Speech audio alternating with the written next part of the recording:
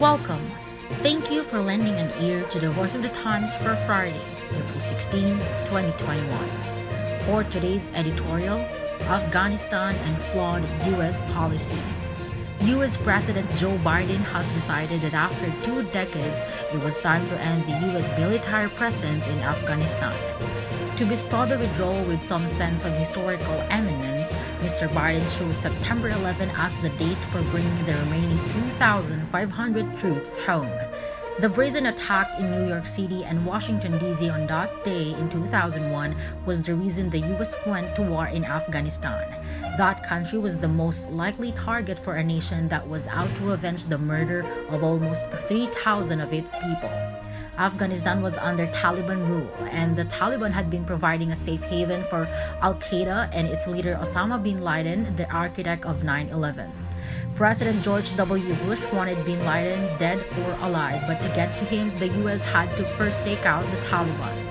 On October 7, 2001, U.S. aircraft began bombing Al-Qaeda training bases and Taliban strongholds throughout Afghanistan in the opening salvo of Operation Enduring Freedom. In just 2 months, the Taliban regime was chased out of Kabul and replaced by a hastily cobbled coalition of pro-West tribal warlords. The hunt for bin Laden proceeded in earnest, and U.S. military strategists expected quick results. It was not to be. Despite fierce air assaults on bin Laden's cave hideout in the Tora Bora Mountains, the Al-Qaeda leader survived unscathed and slipped into neighboring Pakistan. With the object of the manhunt gone, the U.S. mission in Afghanistan shifted to propping up the Kabul government against a rejuvenated Taliban. By 2008, the U.S. forces in Afghanistan had been drawn deeper into a counter-insurgency war with the Taliban. The following year, President Barack Obama found it necessary to increase the boots on the ground to buy time while an Afghan security force was properly trained and armed. Once the Afghan authorities could fend for themselves, the strategy called for a gradual drawdown of U.S. troops beginning in 2011.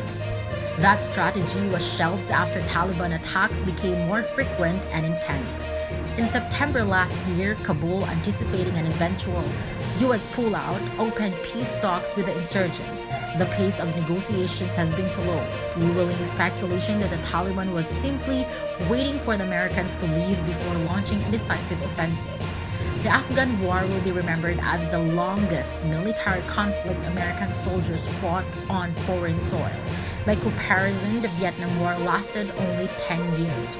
More than 2,000 Americans were killed in Afghanistan and 20,000 were wounded.